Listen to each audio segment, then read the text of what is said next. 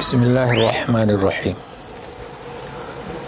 الحمد للہ رب العالمین والصلاة والسلام علی سید المرسلین محمد وعلی آلہ وصحبہ اجمعین رب اشرح لی صدری ویسر لی امری واحلل عقدۃ من لسانی یفقہوا قولی۔ آج کا ہمارا درس جو ہے سورۃ البقرہ تیسرا درس ہے اور آیت نمبر جو ہے 20 سے آغاز ہوگا، 21 سے 21 نمبر سے۔ اعوذ باللہ من الشیطان الرجیم۔ یا ایہا الناس اعبدوا ربکم الذی خلقکم والذین من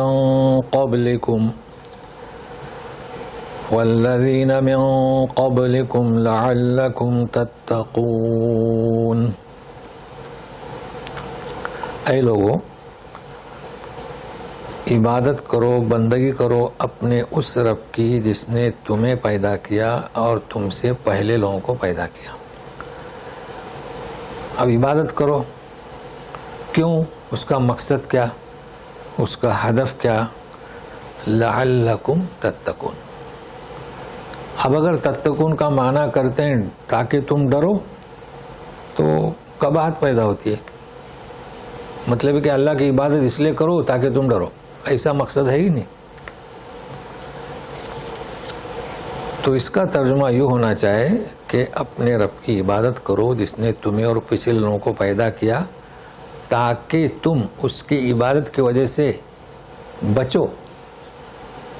تو بچو کس سے؟ عذاب سے۔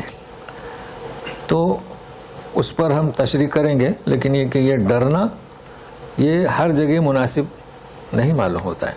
تو ابھی ہم شروع کرتے ہیں تو آخر میں پھر تتقون پر پہنچتے ہیں۔ گزشتہ بیان ہوا تھا مومنین کا، متقین کا، اس کے بعد مقابل کفاروں کا، پھر درمیان میں جو منافق۔ اب یہ خطاب ناس، اے لوگو یا اے انسانو، دونوں ترجمہ ہو سکتا ہے۔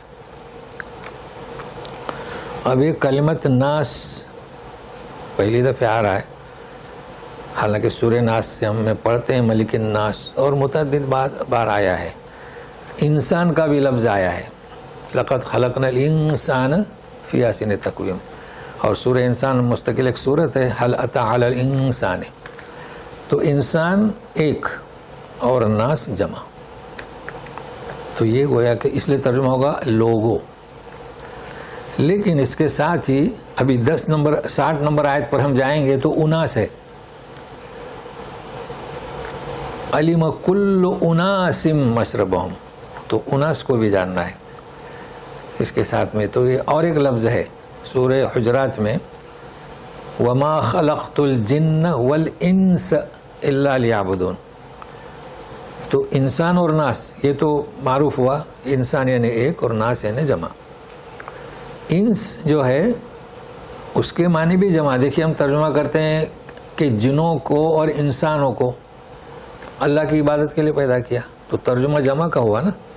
لیکن فرق یہ ہے انس میں اور ناس میں کہ ناس جمع کے لیے اور انس کبھی اس میں جنس کے لیے بھی استعمال ہوتا ہے، جیسے کہ ہم کہتے ہیں انسان، آدمی، اس میں جنس یعنی، تو اس کے لیے بھی استعمال ہوتا ہے۔ تو اس کا استعمال ہوگا تو ہم اشارہ کر دیں گے۔ اچھا، اناس میں بھی فرق ہے، اناس کے معنی بھی جمع، لیکن ہر جگہ یہ ناس کی طرح نہیں۔ دیکھیے انشاءاللہ پڑھیں گے اگلے صفحات میں، جب موسیٰ علیہ السلام نے عصا مارا تھا تو فنفجرت منہ اثنتا عشرۃ عینا، 12 چشمے پھٹ پڑے۔ تو علم کل اناس، تو اناس کے معنی کیا؟ لوگوں کی ایک جماعت۔ تو وہ جو 12 قبیلے تھے، ہر قبیلے میں تو اس میں لوگ ہوئے مگر ایک جماعت ہوئی۔ تو یہ فرق ہے اناس میں، کیونکہ اگر سارے 3 قبیلے ایک چشمے پر جاتے تو کچھ چشمے فارغ رہیں گے، کچھ چشمے پر رش ہو جائے گی۔ تو انہوں نے اپنا اپنا مشرب پینے کا گھاٹ طے کر لیا۔ تو انس اور اناس، اور انسان اور ناس۔ اب آگے اعبدوا ربکم، عبادت عبادت کے معنی صرف نماز نہیں، بندگی، اس کا اصل میں ترجمہ، صحیح ترجمہ کیا؟ بندگی کرو. تو بندگی میں عبادت آتی ہے.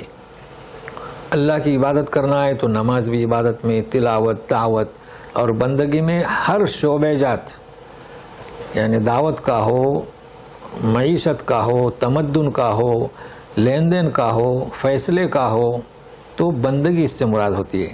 لیکن یہ کہ لوگ کر لیتے ہیں کہ عبادت کرو اپنے رب کی. رب جیسے کہ آپ جانتے ہیں جو دیتا ہے، اس لیے یہاں چونکہ انعامات کا ذکر ہو رہا ہے، اللہ تعالیٰ نے جو کچھ ہمیں دیا، اس وجہ سے اپنے اس رب کی جس نے تمہیں خالق. تو خالق کے معنی کیا ہوتے ہیں؟ عدم سے وجود میں لانا. چونکہ ہم معدوم تھے تو اس نے ہمیں پیدا کیا. چونکہ اس کے مقابل میں ایک لفظ جعل آ رہا ہے، تو جب تک یہ فرق محسوس نہیں کریں گے تو بات واضح نہیں ہوگی تمہیں اور پچھلے لوگوں کو، تاکہ تم تتقون. اصل میں تتقون یہ کیا ہے؟ وقایقی. وقایا حفاظت. تو اللہ ہماری حفاظت کریں گے انشاءاللہ. فوقاہم اللہ ذالک اليوم، یعنی وہ جو ہولناک ہے قیامت کے دن کی، تو اللہ ہماری حفاظت کرے گا.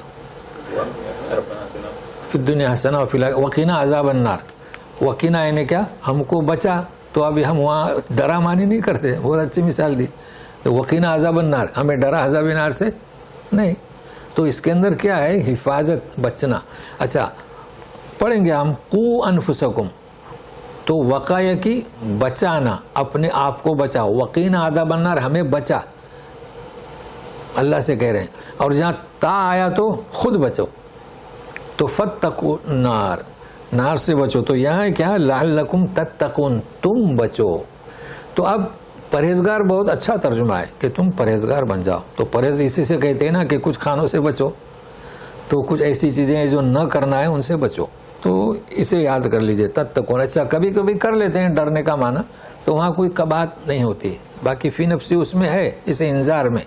مگر یہ کہ ساروں نے شروع کر دیا ڈرنا، تب یہاں ڈرنا نہیں کر سکتے ترجمہ. اب انعامات گنائے جا رہے ہیں. الذی جعل لکم الارض فراشا، ابھی ہم رک رہے ہیں تعلیم کے لیے. والسماء بناء. اب دیکھیے فراشا الف ہے دو تنوین کے بعد، اس لیے ہم نے پڑھے، مگر بنا ان پر الف نہیں ہے. تو یہ سکھانے کے لیے جہاں کہیں بھی دو زبر والی تنوین ہو، زیر والی نہیں، پیش والی نہیں، تو وہ اصل میں اسے کہتے ہیں مد عوض. اب جیسے کہ وہاں چاہے الف ہو چاہے نہ ہو، تو یہاں اگر رک گئے تو بنا نہیں، بنا آ.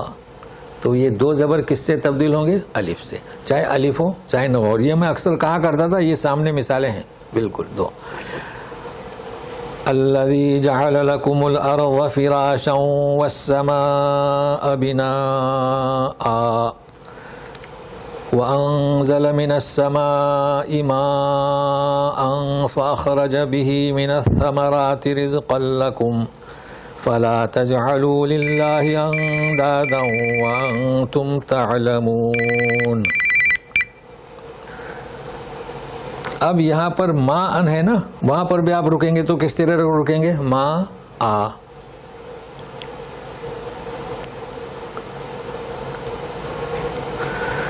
تو اب ترجمے کے ساتھ سنیے گا. بہرحال یہ قاعدہ نوٹ کر لیجیے گا. اچھا وقف و تجوید والے، اس کا وقف کا نام ہے وقف بالابدال، یعنی مد کا نام مد عوض اور وقف بالابدال، تاکہ جو قرہ اپنی کلاس میں ہیں وہ بھی اسے یاد کر لیں. تو آپ سنیے، جس نے، اب دیکھیے جعل، خلق اور جعل میں فرق ہے. جس نے بنایا زمین کو، فراش کے معنی فرش کر دیں، یہ فرش ہے، یا بچھونا کر دیں. اور آسمان کو چھت، اتارا آسمان سے پانی، نکالا اس کے ذریعے سے میوے، ثمرات، ثمر کی جمع، بطور رزق تمہارے لیے. فلا تجلو، پھر جعل آیا کہ مت بناؤ اللہ کا کے ساتھ کسی کو شریک، اندادہ ندن کی جمع. وَأَنْتُمْ تَعْلَمُونَ. اب یہاں خیال رکھیں، دیکھیں ترجمے کیا کر رہے ہیں. مت بناؤ اللہ کا کوئی شریک. وَأَنْتُمْ تَعْلَمُونَ کیا مطلب؟ آپ میرے خیال سے 10-12 قرآن شریف کے ترجمے آپ کو ملیں گے. اگر آپ کھوج لگائیں گے نا تو صحیح ترجمہ ملے گا. یہ واو حالیہ ہے. اب دیکھو آپ ترجمہ کرو گے اللہ کے ساتھ شریک مت کرو اور تم جانتے ہو. کیا مطلب اور تم جانتے ہو؟ حالانکہ تم جانتے ہو، جبکہ تم جانتے ہو. تو یہ واو کیا ہے؟ حالیہ. تو میں اس لیے کہہ رہا ہوں کہ کچھ ترجمے صحیح ملے ہیں چونکہ ان کی گرامر سے دلچسپی تھی، اس وجہ سے. اب جعل تو خلق کے معنی کیا؟ معدوم سے وجود میں لانا. جعل ایک چیز ہے، اسے کسی چیز پر لگا دینا. اب دیکھیے اس نے بنایا زمین کو تمہارے لیے کیا؟ فرش. تو زمین تو پیدا کیا، خلق السماواتی والارض، زمین تو پیدا کیا. اب پیدا کرنے کے بعد کی بات ہو رہی ہے کہ اسے کیا حکم دیا کہ تم انسانوں کے لیے فرش بن جاؤ. کیا مطلب فرش بن جاؤ؟ ہمارا جو فرش ہے، ہم نماز پڑھتے ہیں، بیٹھتے ہیں، لیٹتے ہیں، کھانا کھاتے ہیں، ہم تصرف کرتے ہیں. تو زمین کو حکم ہوا کہ انسان جو بھی تصرف کرے اس کی اطاعت کرو. کبھی زمین نے روکا کہ یہاں مت کھودو. یہ مراد ہے، یعنی کسی کام پر لگا دیا. تو مخلوق کی خدمت کے لیے زمین کو لگایا. تو یہ فرق اس میں جعل میں اور خلق میں. اور کیا؟ آسمان کو چھت مطلب کیا؟ کبھی وہ گرتا ہے، اسے حکم ہے کہ رہو جب تک کہ اللہ کا جب حکم آئے گا گرنے کا تب گرو. تو باقاعدہ چھت بنا ہوا ہے. اور اتارا اب پھر من السما ہے. اب ہمیں عادت ہو گئی آسمان سے پانی، جبکہ آسمان سے پانی کہاں آتا ہے؟ بادل بہت نیچے ہوتے ہیں. تو چونکہ آسمان کے معنی ہیں، پڑھیں گے انشاءاللہ آج. الی السما، اللہ تعالیٰ نے اس زمین کو بنایا، پھر متوجہ ہوا الی السما، تو بلندی کی طرف. آسمان تو تھا ہی نہیں.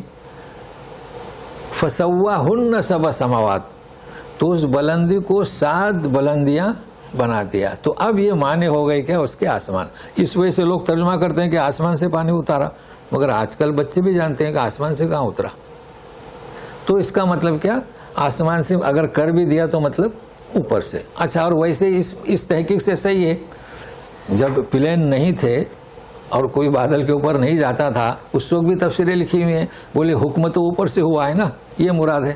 تو دیکھیے کلام پاک کیا ہے، اگر غور کریں گے، کھوج کریں گے، مگر اب تو دیکھ لیا، عین المشاہدہ ہوا. تو یہ بات ہے من السما ما ان. اچھا، ما ان پر بھی رکیں گے تو ما آ جی. فاخرج بھی تو میوے نکالے بطور تمہارے رزق کے. اب یہ کہ اس کے ساتھ اندادا، جب یہ انعامات گنا کر یہ بتلایا جا رہا ہے کہ اس کا کوئی شریک مت کرو، اس لیے کہ سب سے زبردست گناہ یہ ہے کہ دیتا اللہ ہے اور ہم دوسرے کو شریک کرتے ہیں. اسی لیے فرمایا نا ان اللہ لا یغفر ان یشرک بہ ویغفر ما دون ذلک لمن یشاء. شرک، اللہ کے ساتھ کسی کو شریک کرنا، اسے معاف نہیں کرے گا سوائے کہ وہ توبہ کرے. باقی اس کے علاوہ جو گناہ ہے اس کی مرضی ہے، کیونکہ وہ اللہ تعالیٰ جانتا ہے کس بنیاد پر اس سے وہ گناہ سرزد ہوا ہے. جبکہ تم جانتے ہو، درا حالانکہ تم جانتے ہو، حالانکہ جانتے ہو، سب جانتے ہیں، اس کے باوجود بھی شریک کرتے ہیں. اب دیکھیے ہمارے یہاں جو لوگ مزاروں پر جاتے ہیں، چونکہ ہمارے بھائیوں کے لیے نصیحت ہونی چاہیے، وہ جانتے ہیں مگر اس کو گھماتے ہیں، ہیلا کرتے ہیں. اب اسے مشرکین نے بھی یہی کہا. مشرکین نے یوں کہا کہ ہم اس لیے جاتے ہیں تاکہ وہ، ہم جانتے ہیں کہ اللہ ہے، رب ہے، اس لیے جاتے ہیں، نیاز کرتے ہیں تاکہ وہ ہم اس کے قریب کر دیں. یہ بہانہ کر دیا، ہاں وسیلہ. ہمارے لوگ بھی یہی بہانے کرتے ہیں کہ وہ اللہ کے نیک بندے تھے تو ہم اس لیے جاتے ہیں، ہم کوئی ان کو تھوڑا ہی سجدہ کرتے ہیں. تو اس طرح ہیلا بناتے ہیں. اصل میں شریک یعنی شریک ایسا ہے. اچھا، اس صورت میں اللہ تعالیٰ کے تعلق سے ہم عقیدے میں ہمارے کمزوری آتی ہے. کہتے ہیں نا ضعیف العقیدہ، یعنی جب ہم مزار کے اولیاء کے پاس جاتے ہیں، دوسروں کے پاس، اس کا مطلب ہے کہ اللہ ہماری سنتا نہیں. تو اسے کہتے ہیں، دیکھیں آپ کو ملے گا ضعیف العقیدہ. تو یہ ہمارا عقیدہ ضعیف نہیں ہونا چاہیے، پختہ عقیدہ ہو کہ اللہ تعالیٰ سننے کی کیا ضرورت، میرے دل میں کیا ہے وہ جانتا ہے، وہ مجھے کیا چاہیے وہ جانتا ہے. اب چیلنج شروع ہو رہا ہے قرآن شریف کا. تو یہ تیسرا چیلنج ہے. یعنی یہ لوگ غلطیاں تو نہیں نکالتے تھے مگر اعتراض کرتے تھے نا کہ یہ کیسے کہہ رہے ہیں نبی کریم صلی اللہ علیہ وسلم. تو اسرا میں ہوا تھا کہ بمثل ھذا القرآن، چیلنج دیا گیا تھا کہ اس طرح قرآن تم بنا لاؤ. پھر سورہ ہود میں بعشر سور 10 صورتیں بنا لاؤ. اب یہ تیسرا چیلنج ہے. تو سنیے وَإِن كُنتُمْ فِي رَيْبٍ مِّمَّا نَزَّلْنَا عَلَىٰ عَبْدِنَا فَأْتُوا بِسُورَةٍ مِّن مِّثْلِهِ وَادْعُوا شُهَدَاءَكُم مِّن دُونِ اللَّهِ إِن كُنتُمْ صَادِقِينَ. اگر تمہیں تذبذب ہے، شک سے بڑھ کر، شک تو پہلا مرحلہ ہے نا، ریب ہے، تمہیں خلجان ہے، تمہیں تذبذب ہے اس سے جو ہم نے اپنے بندے پر اتارا، تو فَأْتُوا لے آؤ ایک سورہ اس جیسی. تو پہلے کیا؟ قرآن، پھر 10 صورتیں، اب یہ تیسرا. اتنا بھی نہیں بنا سکے تو چلو ایک سورہ ہے. وَادْعُوا شُهَدَاءَكُمْ. اب یہ شہداء ہے نا، شہید کی جمع بھی شہداء آتی ہے. شہید کسے کہیں گے؟ جس نے اپنی جان اللہ کی راہ میں کھپا دی. شاہد کی بھی جمع شہداء آتی ہے. شاہد یعنی جو حاضر رہا، گواہی دی، تو گواہی دینے والا حاضر رہتا ہے نا. اب اس کے مجازی معنی تمہارے مددگار بھی لے آؤ. دیکھو کیسے معنی ہوئے، یعنی پکارو، لاؤ تمہارے شہداء کو، یعنی تمہیں جو مدد کر رہے ہیں نا اللہ کو چھوڑ کر، اور ایک سورہ بناؤ. یہ کہا جا رہا ہے اگر تمہاری بات میں سچے ہو. تمہارے سمجھ میں نہیں آ رہا ہے کہ یہ قرآن شریف کہاں سے نازل ہوا؟ اچھا اب توجہ دیں. فَإِن لَّمْ تَفْعَلُوا وَلَن تَفْعَلُوا فَاتَّقُوا النَّارَ الَّتِي وَقُودُهَا النَّاسُ وَالْحِجَارَةُ أُعِدَّتْ لِلْكَافِرِينَ. اب دیکھیں ہم نے والحجارہ، اس سے بھی وقف بالابدال کہتے ہیں، کیونکہ تو تھا اس کو ہا کر دیا ہے نا. حجارتو، تن کو ہا کر دو، تو 2 زبر والی تنوین اور یہ گول تا پر کوئی بھی حرکت ہو، لیکن وہاں پر تا کے علاوہ صرف 2 زبر. اس وقف کا نام کیا؟ وقف بالابدال. ابدال یعنی عبدال ابدلو، تبدیل کرنا. وہ ہمارے یہاں اردو میں ایک ابدال ہوتا ہے، وہ نہیں، ابدال تبدیل کرنا، چونکہ ہا کو، تا کو آپ نے ہا کر دیا. اچھا اب سنیے اور سنیے. فَإِن لَّمْ، اب میں جو اصل میں ہے وہ میں پڑھ رہا ہوں. فَإِن لَّمْ تَفْعَلُونَ وَلَن تَفْعَلُونَ. آپ گردان پڑھیں گے نا، تفعلو تفعلان تفعلون، آپ پڑھتے ہیں یعلمون تعلمون، تو اس میں نون ہے. تو یہ نوٹ کر لیں. لم میں ایک آہستہ آہستہ سے بتلاؤں گا. لم کیا کرتا ہے؟ نون کو گرا دیتا ہے یا ساکت کرتا ہے. گرا دیا، کیا ہو گیا؟ تفعلو ہوا. دوسرا کیا کرتا ہے؟ ماضی پاسٹ کے معنی میں لے جاتا ہے. 2 کام کر دیا. اگر تم نے نہیں کیا، صورت نہیں بنا لائی، بناتے ہو نہیں معنی ہوں گے اس کے. اچھا اب لن آئے، لن بھی یہی کام کرتے ہیں کہ آخر کے نون کو گرا دیتے ہیں، مگر اب معنی میں کیا کرتے ہیں؟ فیوچر. تم نے نہیں لائی صورت بنا کر، اور نہ تم لا سکتے ہو. تو یہ نوٹ کر لیں، لم اور لن. تو پھر ایسا کرو، فَاتَّقُوا النَّارَ الَّتِي. اب یہاں اگر کسی نے کہہ دیا کہ آگ سے ڈرو تو کوئی قباحت نہیں ہوتی، آگ سے ڈرو. یہاں معنی فٹ ہوتے ہیں، لیکن ہونا کیا چاہیے؟ لیکن گرامر سے صحیح نہیں ہوتے. کن نار نہیں ہے، فَاتَّقُوا النَّارَ، اپنے آپ کو بچاؤ، یا ہے کہ خود بچو. تو ڈرو نہیں، بچو. بچو کس سے؟ نار سے. اب یہ نار کون سی؟ جہنم کی. التی وقودها الناس، اس کا ایندھن ہوں گے لوگ. والحجارہ، اور پتھر.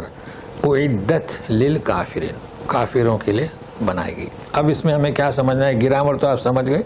چیلنج آج تک کوئی ایک آیت بھی نہیں بنا سکا، چونکہ وہ جانتے تھے یہ بشر کا کلام نہیں ہے. اس لیے کہا گیا کہ تم ہرگز بنا نہیں سکو گے. اب اگر نہیں مانا تم نے، یہ چیز تم پر واضح ہوئی، تو جانتے ہو انگار جس کا ایندھن اللہ، پتھر اور لوگ. لوگ کون سے لوگ؟ جنہوں نے فساد ادھم مچایا، لوگوں کو اس قرآن کے ماننے سے روکا. یہ لوگ وہاں جلیں گے. ظاہر بات ہے کہ یہ مومنین کے لیے نہیں کہا جا رہا ہے. کسی مومن کو یہ مثال نہیں دے سکتے. یہ کس کے لیے؟ منکرین، کٹر لوگوں کے لیے. اور پتھر آپ جانتے ہیں، ہم یہ سوچتے ہوں گے کہ یہاں کی بڑی بڑی چٹانیں، نہیں، یہاں پر بھی پتھر ہیں جہاں پر وہ ماچس کی تتلی جلاتے ہیں نا، اس کو کیا بولتے ہیں اپنے، گندک بولتے ہیں نا، تو گندک جب نکالتے ہیں تو دیکھو کیسا نکالتے ہیں، ہاں جی. تو وہاں پر اب یہ کہ جہنم ہے ہم سمجھ نہیں سکتے، مگر یہ کہ عبرت کے لیے کافی ہے نا. یہ لوگ جو خود کی پوجا کرواتے ہیں یا غیروں کی پوجا کرتے ہیں تو یہ اس میں اس کا ایندھن بنیں گے. اچھا، اب بتایا گیا ہے کہ اعدت للکافرین، کافروں کے لیے. اب کافر کے معنی آپ جان چکے ہیں، وہ اس وقت جو ہم نے بتائے تھے. اب یہاں کافرین کے معنی کیا، بات وہی آتی ہے، اس قرآن کا انکار کرنا اور رسول کا انکار کرنا. تو کبھی کبھی کافرین کے معنی نافرمانی کے بھی ہوتے ہیں، اور بھی مزید آئے گا.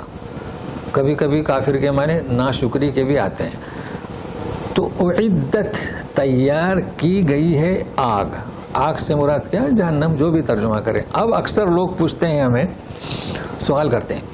اب جو لوگ آج میرے اس درس میں موجود ہیں، سن رہے ہیں یا سنیں گے، انہیں معلوم ہونا چاہے. لوگ پوچھتے ہیں کہ کیا جنت بنی ہے اور جہنم بنی ہے یا بنے گی، پوچھتے ہیں نا.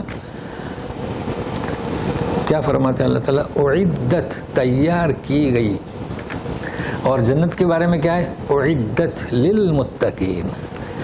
تو ایسا آپ کیوں پوچھتے ہیں کہ بنے گی قیامت کے دن یا بنی ہے؟ وہ تو تیار ہے، بنی ہے. وہ ایسا کیسا، جنت بھی بنی ہے اور جہنم بھی بنی ہے. تو یہ لوگ سوال کرتے ہیں، تو آپ کو میں نے جوڑ دیا قرآن سے. اب چلتے ہیں آگے. وَبَشِّرِ الَّذِينَ آمَنُوا وَعَمِلُوا الصَّالِحَاتِ أَنَّ لَهُمْ جَنَّاتٍ تَجْرِي مِن تَحْتِهَا الْأَنْهَارُ كُلَّمَا رُزِقُوا مِنْهَا مِن ثَمَرَةٍ رِزْقًا قَالُوا هَذَا الَّذِي رُزِقْنَا مِن قَبْلُ وَأُتُوا بِهِ مُتَشَابِهًا وَلَهُمْ فِيهَا أَزْوَاجٌ مُطَهَّرَةٌ وَهُمْ فِيهَا خَالِدُونَ. بشارت دو ان لوگوں کو جو ایمان لائے اور اعمال صالحہ کیے. اب کیا بشارت دو، ان کہ ان کے لیے باغات بہیں گی اس کے نیچے سے نہریں. جب جب انہیں روزی دی جائے گی اس سے، ان باغات میں سے، میوہ میں سے. ثمرت نبی سنگل آیا، میوے میں سے، بطور رزق کے. تو بولیں گے ہم کو تو پہلے بھی یہی دیا گیا، ھذا الذی رزقنا من قبل، پہلے بھی یہی دیا گیا. مینگو دیا جائے، بنانا دیا جائے، تو وہ بولیں گے کہ ہمیں پہلے یہی دیا گیا. تو اس کی خبر دینا اللہ تعالیٰ، وَأُتُوا بِهِ مُتَشَابِهًا، ان کو ملتے جلتے پھل دیے جائیں گے. اب جیسے مینگو ملتا ہے کلر میں، جسامت میں، ذائقے میں، تو وہ کہیں گے کہ ہمیں یہ پہلے دیا گیا تھا، حالانکہ وہ ملتا جلتا ہوگا. اچھا، وَلَهُمْ فِيهَا أَزْوَاجٌ، اور ان کے لیے اس میں پاک بیویاں ہوں گی اور وہ اس میں ہمیشہ ہمیشہ رہیں گے. تو اب پہلی بات یہ کہ وَبَشِّرِ الَّذِينَ آمَنُوا، بشارت دو. کس سے کہا جا رہا ہے؟ رسول سے، کہ جو ایمان لائے اور ایمان کے ساتھ ساتھ اعمال صالحہ کرتے ہیں ان کو بشارت دو. اب یہ آیت آپ کے ذہن میں رہے گی. تو اب کتابوں میں لکھا ہوا ہے کہ ایمان لائے کافی ہے، عمل کی ضرورت نہیں، تو اس آیت کی خلاف ورزی ہو رہی ہے. ایک چیز تو یہ، ہمیشہ کتابیں تو بھری ہوئی ہیں، آیت سے اسے جوڑتے جائیے گا. اچھا، دوسری چیز یہ ہے کہ جو لوگ دیندار ہیں تو رسول سے کہا جا رہا ہے تو ہمیں بھی کہا جا رہا ہے، ہم انہیں بشارت دیں کہ انشاءاللہ اللہ تعالیٰ کا آپ کا کرم رہے گا. سنت ہوا نا، مستحب ہے، یہ نہیں کہ ان سے ہم بغض رکھیں اور کینہ رکھیں، نہیں. اچھا، اب رہا سوال کہ جو نیکیاں نہیں کرتے ہیں ان کے بارے میں ہم سکوت اختیار کریں، اس لیے کہ ہو سکتا ہے وہ جو آج کل کچھ نیکیاں نہیں کر رہے ہیں یا کہ کچھ گناہ ان سے سرزد ہو رہے ہیں. آپ دیکھتے ہیں نا، بڑے اچھے لوگ ہوتے ہیں صدقہ خیرات میں دل کھول کر، لیکن کچھ عادتیں ہوتی ہیں ان کی لام لینے کی ضرورت نہیں، جیسے کہ شراب، زنا وغیرہ، تو ہم اس بنیاد پر انہیں کیا اسے کہتے ہیں بشارت کا اپوزٹ، یعنی ان کو بد دعا نہ دے، ان سے گمان غلط نہ رکھیں، کیونکہ یہ چیز ہو سکتا ہے کل وہ چھوڑ دیں۔ بشارت دینا سنت ہے جی، نہ کہ ڈرانا۔ ہاں آگاہ کرنا سنت ہے، تنبیہ، لیکن لوگوں کو جہنم کے واصل ہونے کی خبر دینا درست نہیں ہے۔ لیکن اب ہم عود کرتے ہیں کہ بشارت کیا دی جا رہی ہے، کیا بشارت دیں کہ ان کے لیے باغات ہوں گے، نہریں ہوں گی، جب جب رزق دیا جائے گا، جب جب یعنی جب بھی، تو وہاں پر جیسے کہ کلام پاک میں ہے کہ چھوٹے چھوٹے بچے بھی ہوں گے، حوریں بھی ہوں گی، اور وہ لا لا کر پیش کریں گے، تو وہ ایک عجب منظر ہوگا۔ جب لایا جائے گا تو بولیں گے یہ تو ہمیں پہلے ملا تھا، نہیں یہ اس سے مختلف ہے۔ اچھا، اب یہاں وَلَهُمْ فِي أَزْوَاجٍ میں سمجھنا ہے، ہم نے یہاں بیویاں معنی کر دیا، کیوں کیا؟ اس لیے کہ وَلَهُمْ، ہم میل کے لیے آتا ہے، تو یہاں بات ہو رہی کس کی؟ میل کی، تو میل کو فیمیل دی جائیں گی۔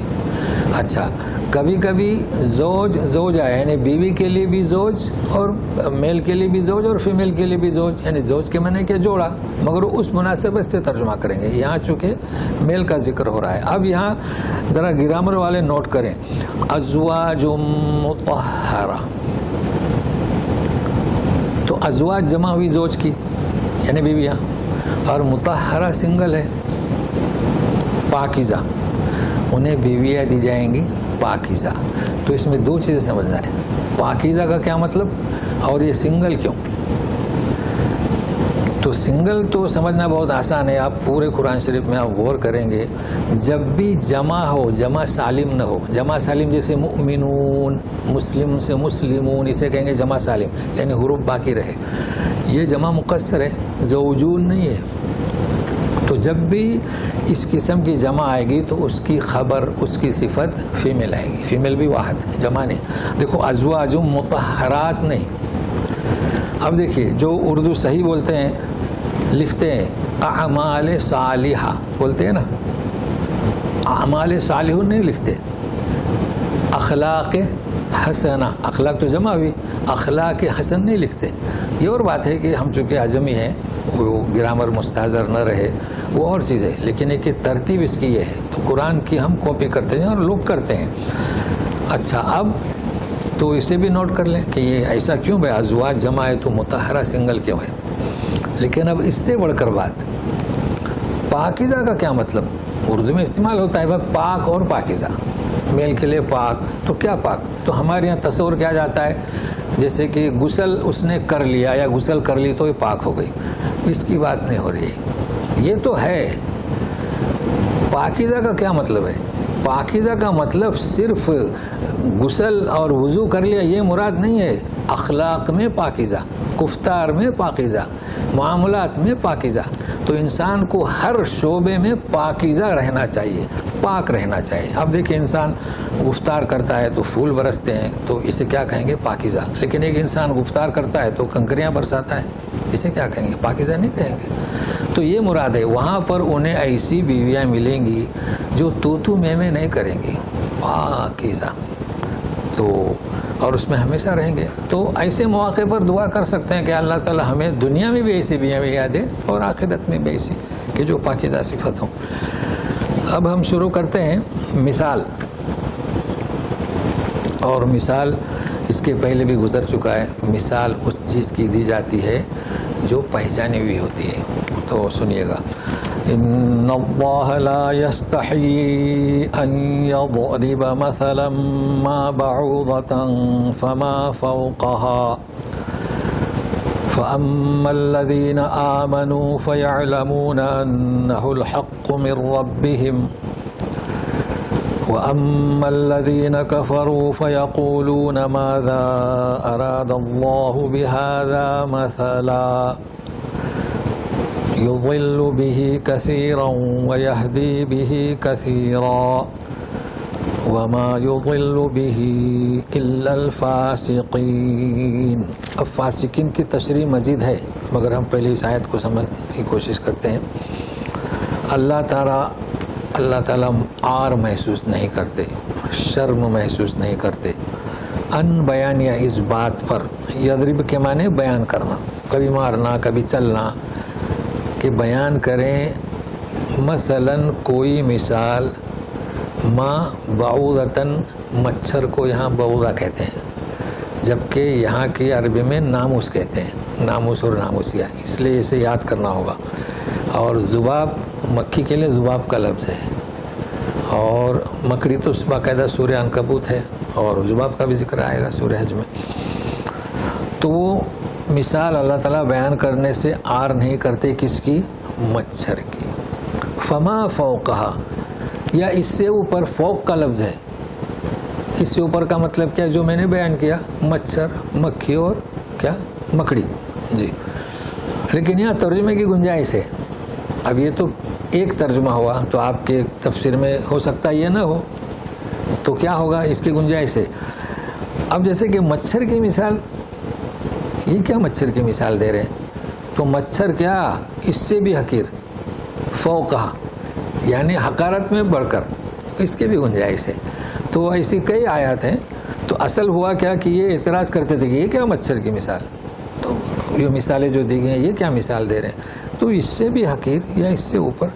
اب رہا سوال کہ اسے کون سمجھتے ہیں؟ فَأَمَّا الَّذِينَ آمَنُوا، جو لوگ ایمان لائے، یعنی ایمان کے تقاضے جنہوں نے پورے کی، وہ جانتے ہیں کہ یہ حق ہے اپنے رب کی جانب سے، کہ جو بھی مثال اللہ تعالیٰ نے بیان کی یہ حق ہے، سچی اور پکی ہے۔ اب اس کے مقابلے میں دوسرا گروہ جنہوں نے کفر کی روش اختیار کی، یہ بھی اب جانتے ہیں، انکار کیا، کیا؟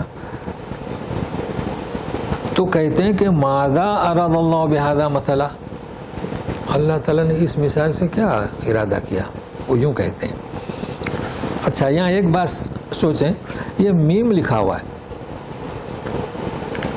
اگر آپ یہاں نہیں رکتے ہیں، دیکھو معنی میں بڑی قباحت ہوگی، تو انشاءاللہ ہم کوشش کریں گے، اسے ضرور نوٹ کیجئے۔ دیکھیے کیوں ایسا ہے، پتہ ہے آگے جو بات آ رہی ہے نا، یضل بہ کثیرا، بہتروں کو گمراہ کرتا ہے، بہتروں کو ہدایت دیتا ہے، کس سے بھی؟ یعنی مثال سے۔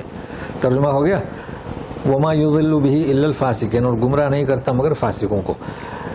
تو اب اگر آپ یہاں نہیں رکے تو یہ کون کہہ رہا ہے یضل بہ کثیرا؟ اب دیکھو، فیقولون ماذا اراد اللہ بہذا مثلا، یہ منکرین کہتے ہیں کہ اس مثال سے اللہ نے کیا چاہا۔ اگر آپ ملائیں گے تو یضل بہ کثیرا ان کی بات ہو جائے گی، منکرین کا قول ہو جائے گا، سمجھ رہے ہیں نا کہ وہ منکرین کہہ رہے ہیں۔ اب میں نقل کر رہا ہوں، نقل کرنا تو کفر نہیں ہے، یعنی منکرین کہہ رہے ہیں کہ اللہ تعالیٰ نے اس مثال سے کیا ارادہ کیا کہ گمراہ کرتے ہیں، اس تو گویا کہ یہ ان کا قول ہو جائے گا، تو یہ ان کا قول نہیں ہے، اور یہاں کوئی گنجائش نہیں ہے، بلکہ یہ کن کا قول، یہ کس کا قول ہے؟ یضل اللہ کا۔ تو وہاں پر رکنا چاہیے، وقف لازم۔ آپ رک گئے تو فیقولون ماذا اراد اللہ بہذا مثلا، وہ کہتے ہیں کہ اس مثال سے اللہ نے کیا ارادہ کیا۔ اب اللہ تعالیٰ فرماتے ہیں یضل بھی، تو بڑی محنت کی ہے، یہ جو علامتیں لگائے ہیں، گمراہ کرتا ہے بہتوں کو اور ہدایت دیتا ہے بہتوں کو۔ اب آپ قاعدہ جانتے ہیں، یہ نہیں کہہ سکتے کہ ہمیں تو اللہ نے گمراہ کیا، نہیں، اللہ تعالیٰ نے ہمارے لیے جو حواس خمسہ دیے ہیں، اور عقل اور دل، دماغ، یہ کس لیے دیا ہے؟ تاکہ آپ دیکھیں اور کوئی فیصلہ کریں، لیکن اس کے باوجود بھی، مشاہدہ ہونے کے باوجود بھی تم انکار کرتے ہیں، تو اللہ تعالیٰ پھر ہدایت کو چپکاتے نہیں، یہ مراد ہے۔ اچھا، اب رہا سوال جو تھوڑی بہت شد بد کرتا ہے، جیسے کہ حدیث ہے نا کہ کوئی ہاتھ بڑھاتا ہے، بالش بڑھاتا ہے تو میں ہاتھ بڑھاتا ہوں، کوئی چلتے آتا ہے تو میں دوڑتا ہوں، اگر تم میں تڑپ ہے تو اللہ تعالیٰ تمہیں پہنچا دیتا ہے، مطلب توفیق دیتا ہے، یہ مراد ہے اس سے، کیونکہ یہ کئی دفعہ یہ آیت آئی ہے۔ اچھا، وما یضل بہ الا الفاسقین، اللہ تعالیٰ کسے گمراہ کرتا ہے؟ فاسقین کو۔ کیوں گمراہ کرتا ہے وہ بھی آپ نے جان لیے۔ اب فاسق کا کیا مطلب؟ فاسق کا مطلب کیا؟ اس لیے کہ ہم شروع سے چل رہے ہیں، دو پہلو ہوتے ہیں، ایک ظاہری اور ایک باطنی۔ منافق میں ہم نے وہ گزشتہ واضح کر دیا کہ دو قسم کے منافق ہیں، ایک عملی اور ایک اعتقادی۔ تو یہ جو قباحت جو قرآن شریف میں بیان ہوئے وہ اعتقادی منافق، عملی نہیں، کسی نے جھوٹ بول لیا، کسی نے کبھی مجبوراً وعدہ خلافی کی، خیانت کی تو اس کے لیے یہ وعید نہیں ہے. تو فاسق کسے کہیں گے اصل میں؟ کئی لوگ ایسے ہیں نا، اب لوگ کہتے ہیں جو داڑھی نہ رکھے وہ بھی فاسق ہے. لوگ تو معمولی باتوں پر لوگوں کو فاسق کہتے ہیں. تو یہاں بھی نوٹ کر لیں کہ اعتقادی فاسق، انہوں نے اللہ کی دی ہوئی مثالوں کا مذاق اڑایا. ایک فاسق ہے شیطان کے بارے میں فَفَسَقَ عَنْ أَمْرِ رَبِّهِ، اللہ کے حکم سے انحراف کیا، وہ فاسق مراد ہے. نہ یہ کہ عملی طور پر کسی سے کوئی گناہ سرزد ہوا، وہ فاسق مراد نہیں ہے، اس کے لیے وعید نہیں ہے. اچھا پھر تشریح بھی ہو رہی ہے فاسق کی. تو بہرحال فاسق کے معنی یاد کر لیے اس وقت.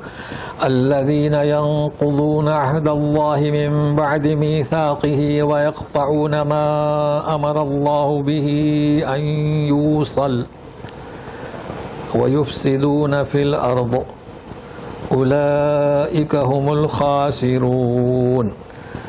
جو نقض عہد کرتے ہیں اللہ کا مضبوط پختہ عہد باندھنے کے بعد ایک بات، اور یقطعون اور ان یوصل قطع رحمی کرتے ہیں، مطلب توڑتے ہیں اس چیز کو جس کے ملانے کا اللہ نے حکم دیا، یعنی قطع رحمی صلہ رحمی، اور زمین میں فساد مچاتے ہیں، یہی لوگ خسارے والے ہیں.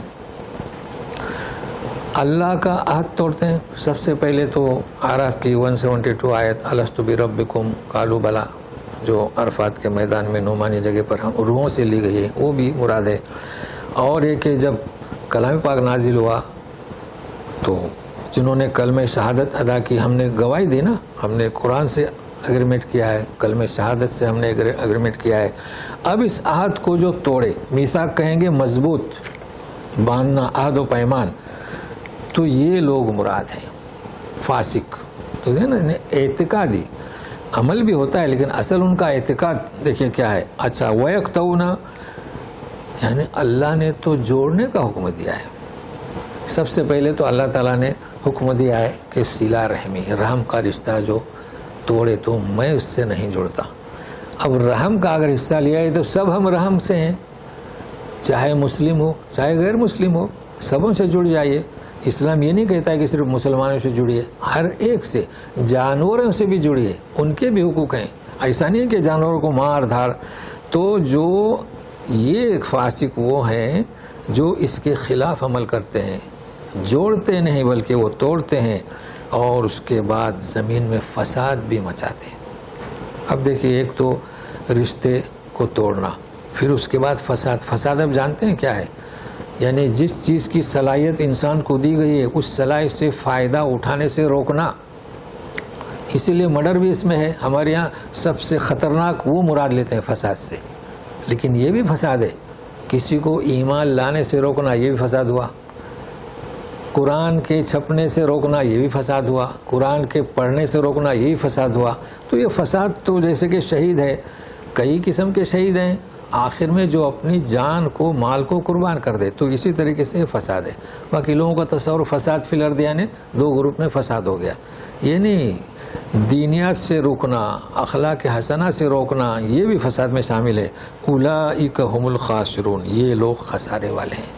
خسارہ جانتے ہیں آپ خسارہ کسے کہتے ہیں؟ انسان جو ہے مال خریدتا ہے، 5 لاکھ کا 10 لاکھ کا مال خریدا، اسے امید ہے کہ نفع ہوگا 1 لاکھ کا 2 لاکھ کا، تو نفع کم ہوا.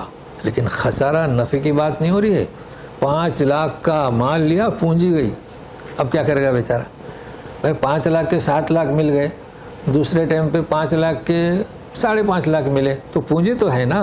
تو خسارہ یہ ہے کہ اس کی پونجی گئی. اب وہ جتنے اس نے اعمال کیے ہیں اس بنیاد پر کہ اس نے فساد مچایا، لوگوں کو توڑا، اس کے پاس کچھ بھی باقی نہیں رہے گا. حالانکہ آپ دیکھتے ہیں غیر لوگ بھی اچھے کام کرتے ہیں. دیکھیے فسادات، یہ کیا کہتے ہیں، وبا میں کتنے لوگوں نے، غیر مسلموں نے بھی مدد کی، پیسہ خرچ کیے، مگر اس بنیاد پر سب خسارہ ہو جائے گا، کچھ نہیں ملے گا.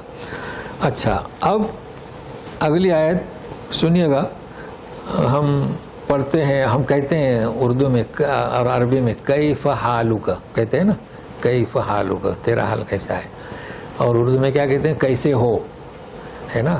تو سوال ہے نا، کیف حالک سوال ہے. آپ کیسے ہو، وہ بھی سوال ہے. تو آپ سنیے گا یہ سوال ہے یا کیا ہے. کیف تکفرون باللہ وکنتم امواتا فاحیاکم ثم یمیتکم ثم یحییکم ثم الیہ ترجعون. اب یہ پوچھنا نہیں ہے. دیکھیں میں اکثر کہتا رہتا ہوں کہ سوال کوئی دریافت کرنے کے لیے ہوتا ہے، کوئی سوال تنقید کے لیے ہوتا ہے. تو قرآن میں کوئی سوال عجوبے کے لیے ہوتا ہے، یعنی عجیب، یعنی گویا کہ انکاری ہوا. کبھی ہم کہتے ہیں کہ یہ استفہام ہے، استفہام انکاری ہے. یہ استفہام یعنی کیا؟ سوال، کسی سے پوچھنا. تو یہ عجیب عجوبے کا ہے. تو کہہ رہے ہیں کہ کیسے تم اللہ کا انکار کرتے ہو. اب یہاں ترجمہ کیا کریں گے؟ لوگوں نے مختلف کیے ہیں. اللہ کی نافرمانی، کیونکہ کفر کے وہ جو اصل معنی وہ ذہن میں رہیں. اب یہ دوسرے معنی کیا؟ اللہ کی نافرمانی. تم کیسے اللہ کی نافرمانی کرتے ہو؟ یہ اتنے انعامات تم نے دیکھے اور سب جانتے ہو تو اللہ کی نافرمانی کرتے ہو. وَكُنْتُمْ أَمْوَاتًا، تم کیا تھے؟ میت کی جمع اموات. اب یہ کہ مردہ تھے کریں، یا کہ ناپید تھے. فَأَحْيَاكُمْ، سو تمہیں زندہ کیا. ثُمَّ يُمِيتُكُمْ، پھر تمہیں مارے گا، پھر تمہیں زندہ کرے گا، پھر اسی کی طرف لوٹو گے. تو اکثر ہم یوں سمجھتے ہیں کہ موت ایک ہی دفعہ آئے گی، ایسا سمجھتے ہیں نا. ایسا نہیں ہے.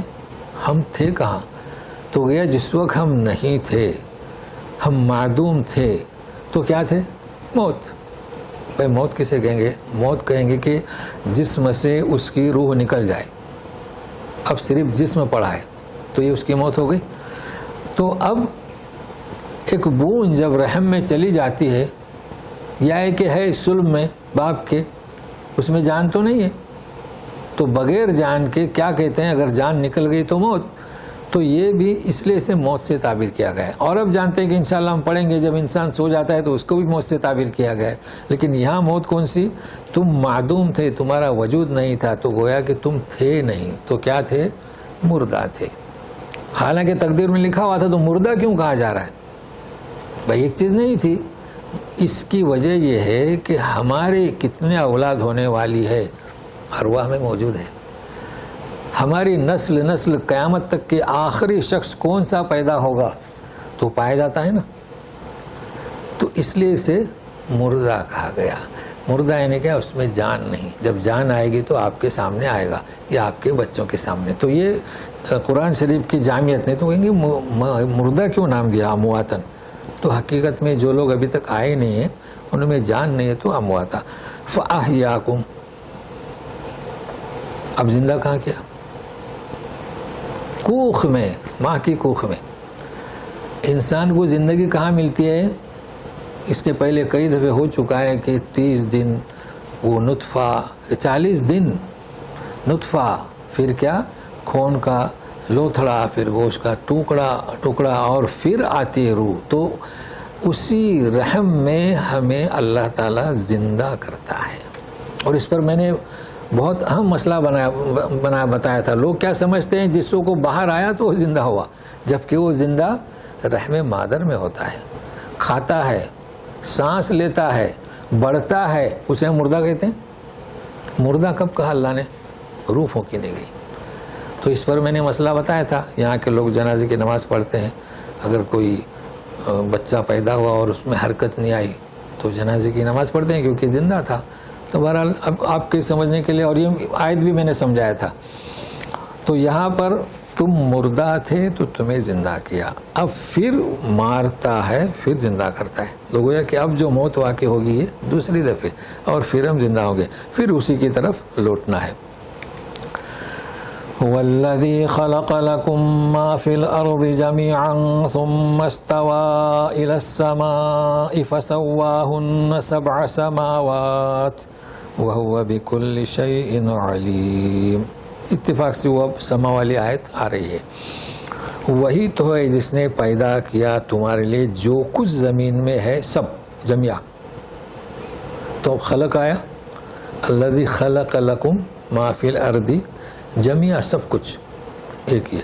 ثم استوى, پھر متوجہ ہوا اوپر کی طرف, آسمان کی طرف نہیں, آسمان تو تھا ہی نہیں, ابھی تو آسمان کی بات ہی نہیں ہو رہی ہے. سما یعنی کیا, الی السماء یعنی بلندی کی طرف یا اوپر کی طرف. فسواہن سبع سماوات, تو جب بلندی پر گیا تو ان بلندیوں کو 7 میں تقسیم کر دیا, تو کیا ہو گیا, آسمان. اب سمجھ گئے کہ آسمان جو ہم کہتے ہیں یہ اس کا مجازی معنی ہے. اب ہم کہہ سکتے ہیں آسمان کی طرف, لیکن آسمان یعنی کیا, بلند. تب وہ سمجھنے میں آسانی ہوگی کہ انزل من السماء ماء, کہ آسمان سے پانی برسا یعنی کیا, بلندی کی جانب سے. وہ بکل شیء علیم. اب یہاں کئی چیزیں سیکھنا ہے. سب سے پہلی بات یہ ہے کہ خلق لکم ما فی الارض جمیعا,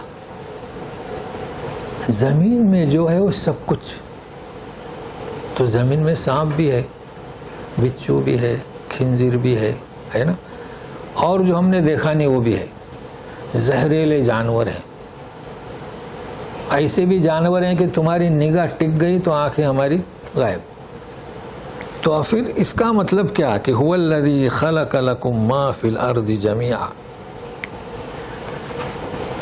سوچنے کی بات ہے نا, مگر یہ کہ کلام پاک ایک ایسی جامعیت ہے, اس کے اندر ایسا جامع ہے کہ اعتراض کرنے والے اعتراض کر کر کے تھک گئے. اچھا, قریش نے کبھی اعتراض نہیں کیا, کیوں؟ وہ عربی اسلوب جاننے والے تھے, انہی کے لہجے میں تو اترا ہے نا. جی ہاں, اب اعتراض کرتے ہیں. اب اعتراض کیا کرتے ہیں, کوشش کرتے ہیں, مگر وہ کامیاب آج تک ہوئے نہیں, چونکہ قرآن شریف کا یہ چیلنج ہے. تو سنیے, یہاں ذکر کس کا ہو رہا ہے, انعامات کا. تو انعامات کا جب ذکر ہو رہا ہے تو ساری وہ چیزوں کا ذکر ہو رہا ہے جو تمہارے لیے مفید ہے. یہاں زہر کی بات نہیں ہو رہی. یہ ایک اس کا جواب ہے. تو اس میں وہ زہریلے سانپ اس میں نہیں آتے. باقی اس کا دوسرا بھی جواب دیا ہے, بولے ساری چیزیں جو اللہ نے پیدا کی اس کا یہ تمہاری حفاظت کے لیے. خنزیر اس لیے بنایا تاکہ تم لعلکم تتقون. تو دونوں جواب صحیح ہیں. بہرحال کلام پاک پر اعتراض نہیں کر سکتے. اعتراض کون کرے گا, یضل بہ کثیرا. اچھا, اب سنیے, ثم استوى الی السماء. اب یہ بہت اہم لفظ میں بتا رہا ہوں, غور سے سنیے گا. استوا آیا, استوا اور بھی آئے گا. سورہ قصص میں جائیے گا, جب موسیٰ ابن عمران, موسیٰ علیہ السلام کے بارے میں ہے کہ جب بلغ اشدہ واستوى, تو واستوى کبھی حرف کے ساتھ آتا ہے, کبھی بغیر حرف کے آتا ہے. اب ایک واستوى کے معنی تو کیا معنی, دیکھیے یہاں الا کے ساتھ آیا ہے نا, تو الا کیا ہے, حرف ہے. ثم استوى الى السماء, اب استوا کے معنی کریں گے متوجہ ہوا. کیوں, حرف الا کے ساتھ آیا ہے. اچھا, پھر پڑھیں گے ثم استوى على العرش. علی حرف ہے, اب کیا معنی کریں گے, متمکن ہوا. تو استوا کے کتنے معنی ہوئے, متوجہ ہوا, متمکن ہوا. ابھی متمکن میں کہہ رہا ہوں, کچھ لوگ جلوہ افروز ہوا, بیٹھا, وہ جو بھی معنی کریں. اچھا, اب موسیٰ علیہ السلام کے بارے میں کیا معنی کریں گے, بھائی جب اپنی پختہ عمر کو پہنچے استوا, کیا مطلب, مکمل ہوئے, تمام ہوئے, یعنی بلغ اشدہ جوانی کو پہنچے اور مکمل جوانی کو پہنچے. تو جب بغیر حرف کے ساتھ آئے گا تو اس کے معنی کیا, تمام. اچھا, آپ یہاں دیکھتے ہیں جب ہم کوئی چیز خریدیں, استوی استوی یعنی صحیح پکاؤ, مکمل پکاؤ. استوی یعنی کیا, للسماء استوی یعنی مکمل نہیں ہوئی. تو صرف استوا مکمل, تمام, اور حرف کے ساتھ جو سیاہ کو سیاہ کا. بھی ہاں تو متمکن ہوا نہیں کہہ سکتے, ابھی تو آسمان بنا ہی نہیں نا. ثم استوى الى السماء فسواهن سبع سماوات. اور جب عرش کا ہے تو فاستوى على العرش وهو بكل شيء علیم, اور وہ ہر چیز پر قدرت رکھنے والا ہے. ہر چیز پر یعنی کیا, جیسے کہ آپ جانتے ہیں کہ اللہ تعالیٰ کے لیے قدرت یہ قدیر, قادر, یعنی بغیر کسی کے تعاون لیے ہوئے. دیکھو سلسلہ کیسے چل رہا ہے, اللہ تعالیٰ کے ساتھ کسی کو شریک مت کرو. تو بغیر کسی کا تعاون لیے ہوئے وہ ہر چیز پر قدرت رکھتا ہے. تو یہاں پر خاص کر دیکھیں یہ جو صفتیں لائی جاتی ہیں نا، وہ بکل شیء علیم، وہ بکل شیء علیم، وہ ہر چیز کو جاننے والا ہے، ہر چیز پر قدرت رکھتا ہے. تو جاننے والا یہاں علیم کی صفت جو لائی گئی، کیوں بھائی؟ کہیں قدیر، کہیں علیم. تو قدیر کا مطلب کیا؟ قدرت رکھنے والا. کہیں علیم، وہ خوب جاننے والا ہے. یہاں سلسلہ چل رہا ہے کس کا؟ مذاق کا، کہ اللہ تعالیٰ نے یہ کیا مثال مراد لی. تو اس وجہ سے اس مناسبت سے اللہ تعالیٰ نے کون سی مثال دینا اور کون سی مثال سمجھانا، تو یہاں پر علیم ہے. اور جہاں پر قدیر آئے گا تو اس مناسبت سے. تو آج اتنا ہی، چونکہ اب جو ہے آپ کو ہم نے بتلایا ہے نا جعل، وہ آئندہ سبق میں کام آئے گا کہ جعل اور خلق میں کیا فرق ہے. چونکہ تخلیق آدم کا قصہ ہے تو لوگ اسے صرف تخلیق آدم پر منحصر کرتے ہیں، جبکہ یہ تخلیق آدم کا نہیں ہے. کیا ہے تو انشاءاللہ آئندہ سبق میں. تو اللہ تعالی ہمیں اور آپ کو توفیق دے. تو ہم کوشش کر رہے ہیں تجوید اور قواعد گرامر اور فروق اللغہ. اعوذ باللہ من الشیطان الرجیم. هو اللہ الذی خلق لکم ما فی الارض جمیعا ثم استوى الى السماء فسواهن 7 سماوات وهو بكل شيء عليم. سبحانك اللهم وبحمدك اشهد ان لا اله الا انت استغفرك واتوب اليك. جی ہاں جی، پہلے موت کی زندہ کیا جائے، پھر موت آئی پھر زندہ کیا جائے. اسی سے تو لوگ نکالتے کہ پچھلا جنم اگلا جنم، یہ آیت کو لے کے. ہاں وہ دوسرا، ہاں جی جی جنم میں زندہ تھے. ہاں وہ کچھ ہے، چونکہ وہ لوگ جو مطالعہ کرتے ہیں نا وہ تنقید کے لیے، اور اصل میں کیا ہے انہوں نے گمراہ کرنے کی کوشش کی اپنے قوم کو. جی بالکل صحیح کہہ رہے ہیں. ویسے تو سوالات آج کل لوگ پہنچ نہیں رہے نا اصل میں. جی سوال کرنے والے تو وہ نہیں ہے. ہاں کوئی بات نہیں، ہم نے تو دیتے ہیں ہمیشہ 7 منٹ. نہیں